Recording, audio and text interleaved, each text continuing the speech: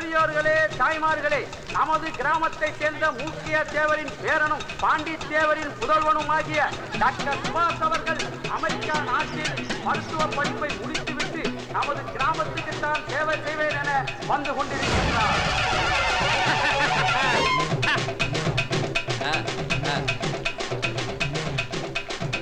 அவர்தான் பெரிய தாத்தா.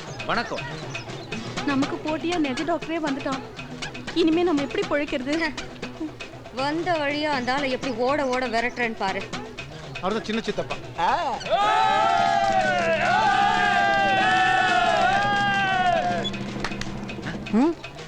இந்தியா எவ்வளவு நல்லா டெவலப் ஆயிருக்குது பாத்தியா?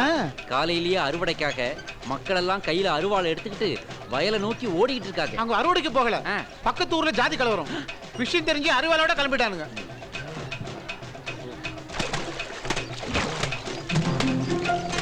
என்னடா பாதுகாக்கப்பட்ட குடிநீர்னு போட்டிருக்கு, அதுக்கு பக்கத்திலே ஒருத்தன் துணி துவைச்சுக்கிட்டு இருக்கான். துணி துவைக்கிறது என்ன? அங்க பாருங்க. எங்க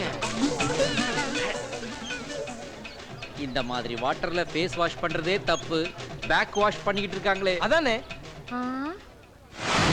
அமெரிக்கா புகழ் வைத்திய விடிவெள்ளி அண்ணன் சுபாஷ் அவர்களுக்கு இந்த மலர் மாலையை மாணிக்க மாலையாக அணிவிக்கிறேன். இந்த பழைய டைலாக் இன்னும் நீ மாத்திரையாடா? அண்ணன் அவர்கள் உங்களிடம் பேசுவார். இதுவரை என் பேச்சை ரசித்து கேட்ட உங்கள் அனைவருக்கும் நன்றி, வணக்கம். Silence. Don't waste your time. இந்த நாட்டில் இதுவரைக்கும் எல்லாரும் பேசி பேசி என்னத்தை கண்டீங்க? பேசுறவன் சொன்னபடி நீங்க நடந்திருக்கீங்களா? இல்ல பேசுறவன் தான் நடந்திருக்கானா? அப்புறம் நான் எதுக்காக உங்ககிட்ட பேசணும்? டாக்டர், நாட்டு நடப்பை பத்தியாவது பேசுங்க டாக்டர். என்னடா நாட்டு நடப்பு? பண்டிகைன்னு வந்தா ஆட்டை வெட்டுறான், பகைன்னு வந்தா ஆளையே வெட்டுறான். அப்ப வீட்டு நடப்பை பத்தி பேசுங்க. வீட்டு நடப்பு என்ன? எல்லா வீட்லயும் டிவி சீரியல் தாண்டா நடக்குது. பொம்பளைங்க எல்லாம் முன்னாடி உட்காந்து அழுதுகிட்டு இருக்காங்க.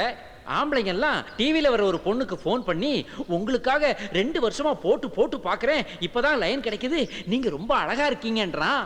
உடனே அந்த பொண்ணு உங்க வீட்டுல உள்ள டிவியோட வால்யூமை குறைங்க குறைங்கன்றா. இதாண்டா வீட்டுல நடக்குது. வருஷம் ஆரம்பிச்ச உடனே கேலண்டரும் டைரியும் ஃப்ரீயா கிடைக்குமான்னு அலையிறீங்க. நம்ம கவர்மெண்ட் போலியோ சொட்டு மருந்தை ஃப்ரீயா உங்களுக்கு கொடுக்குது, அதை போட்டுக்க மாட்டேங்கிறீங்க. அப்புறமா உங்க குழந்தை காலை இழுத்து இழுத்து நடந்து வரும்போது ஏதோ தெய்வ குத்தம் ஆகி போச்சுன்னு தூக்கிக்கிட்டு கோயிலுக்கு ஓடுறீங்க.